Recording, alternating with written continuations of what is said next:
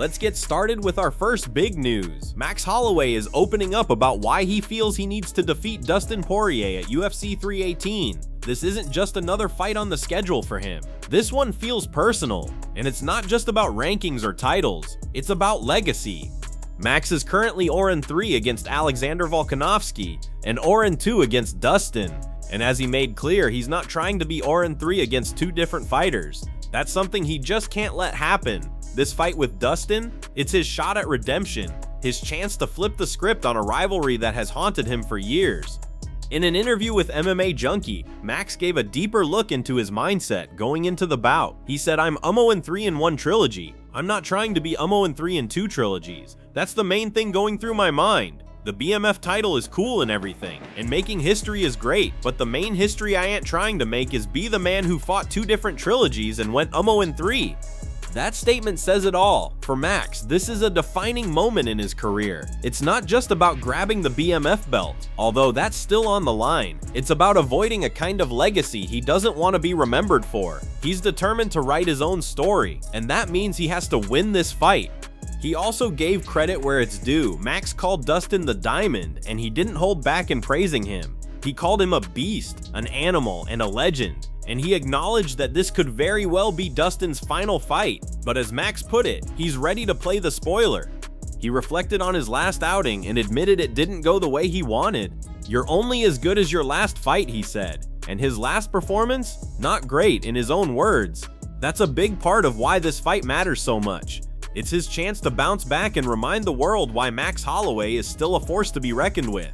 When talking about their history, Max looked back at their first fight and said they weren't even recognizable as the fighters they are now. The second fight? It was close. He thought he did enough to win, but the judges saw it differently. 3 people sitting ringside had it the other way, he said. And rather than complain, Max said he's not crying over spilled milk. He's laser focused on what's next. He even talked about how the only real way to complete this trilogy is with a knockout victory, this time with Ahem on the winning end. That would be cool, he added, almost with a smile. At the end of the day, this fight isn't just about belts, money, or rankings for Max. It's about pride, redemption, and proving, not just to the world, but to himself, that he can overcome someone who's beaten him twice before. And for Dustin, it's one final shot to cement his legacy as one of the division's greatest. This is more than just a fight, it's a moment.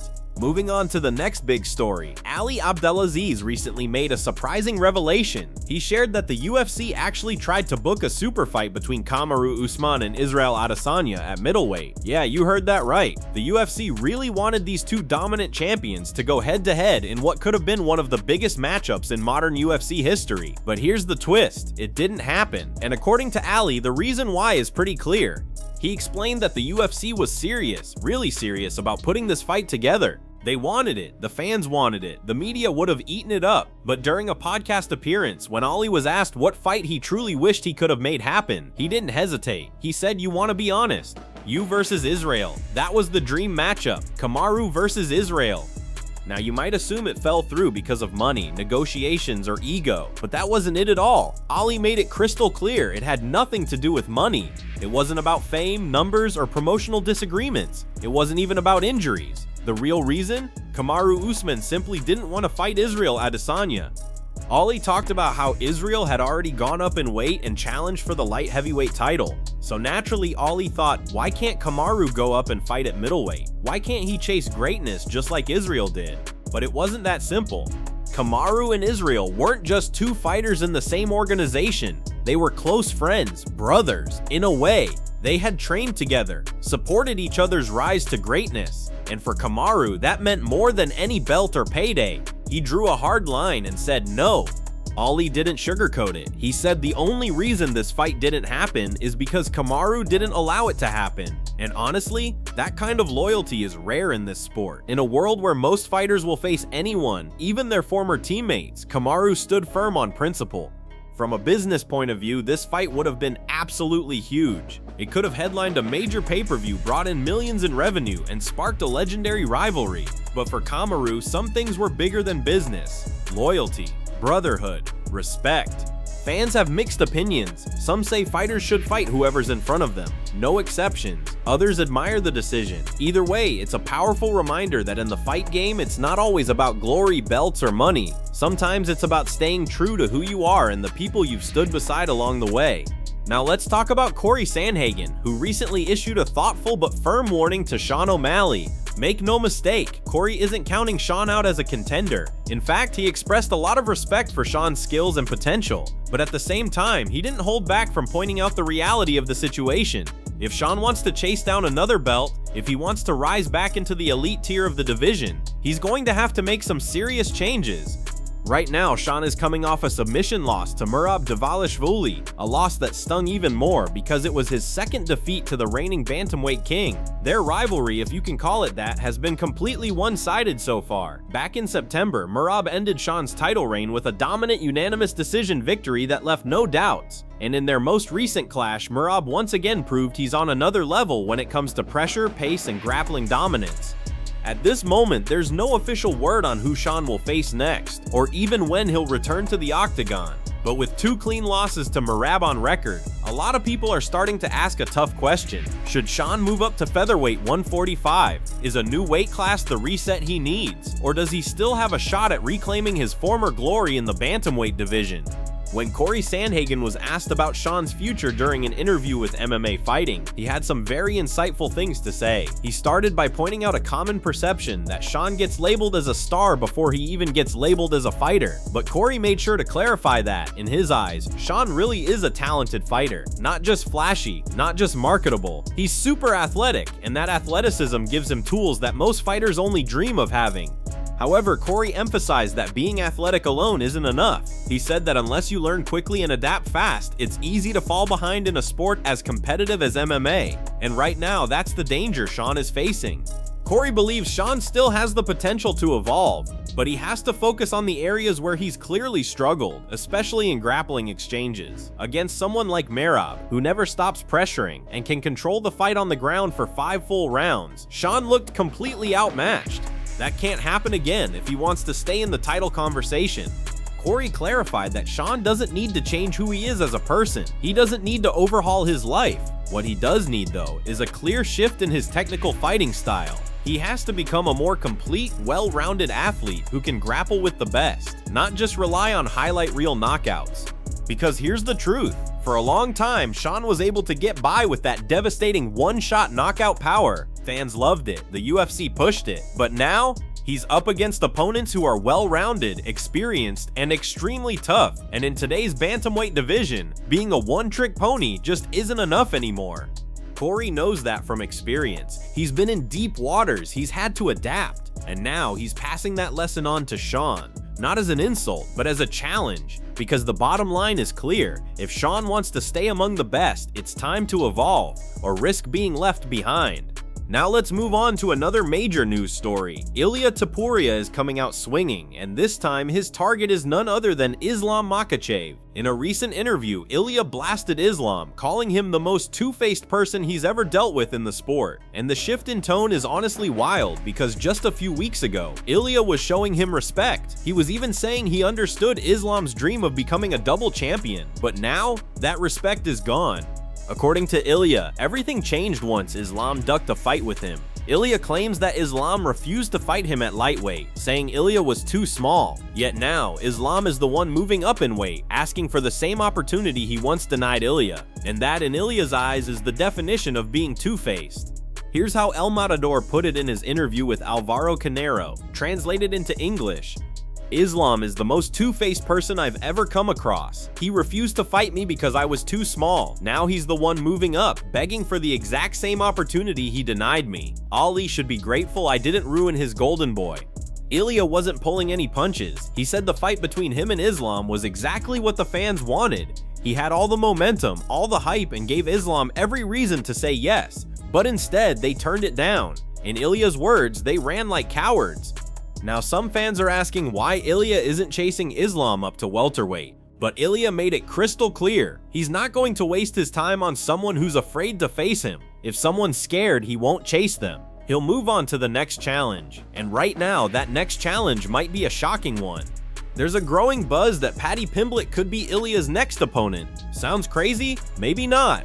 With Dana White already ruling out names like Mateusz Gamrot and Arman Tsarukyan for Ilia's next fight, the field is narrowing, and Paddy himself has been actively campaigning for a big money fight against Ilia. The timing, the talk, and the hype, it's all starting to line up.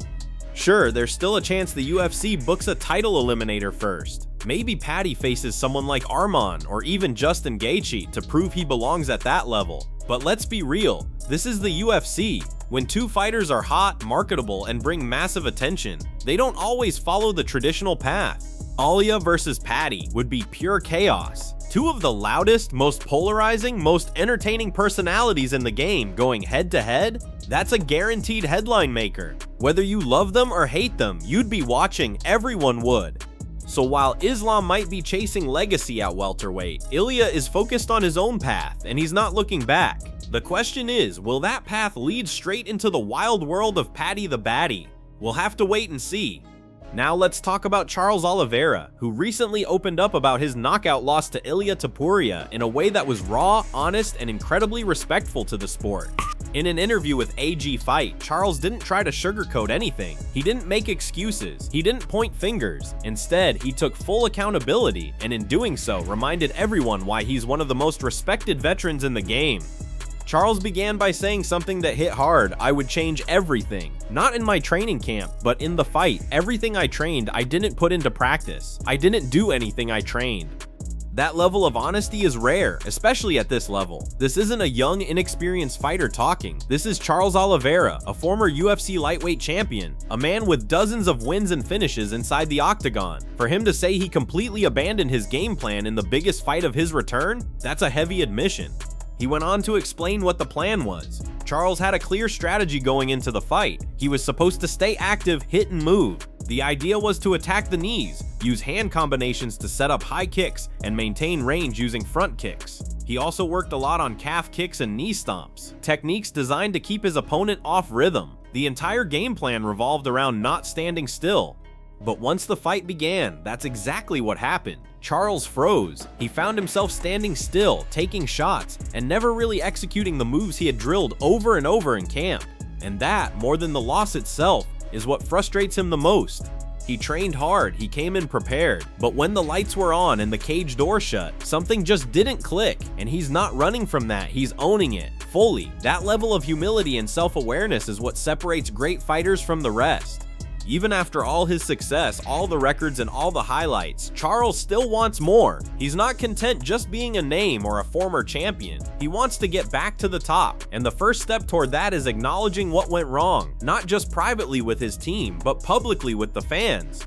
And that honesty, that willingness to accept fault and improve, fans respect that. It shows maturity, it shows character, and it shows that despite the loss, Charles Oliveira is still here, still evolving, and still chasing greatness. In a sport where egos are huge and excuses come easy, Charles chose the harder path, accountability, and that might be what brings him back stronger than ever. Finally, let's talk about whether Alex Pereira can reclaim the light heavyweight title, a question that's been on the minds of MMA fans ever since he dropped the belt. And recently, Dean Thomas shared his take on the situation, and he believes that Alex is not only capable of winning the title back, he's also capable of defending it multiple times. Now, this opinion carries some weight because Dean is usually very critical of aging fighters. In fact, he openly admits that he's tough on veterans. He's had strong takes on fighters like Kamaru Usman, saying that no matter how great a fighter is, age eventually catches up with them. But when it comes to Alex Pereira, Dean says he's an exception to the rule.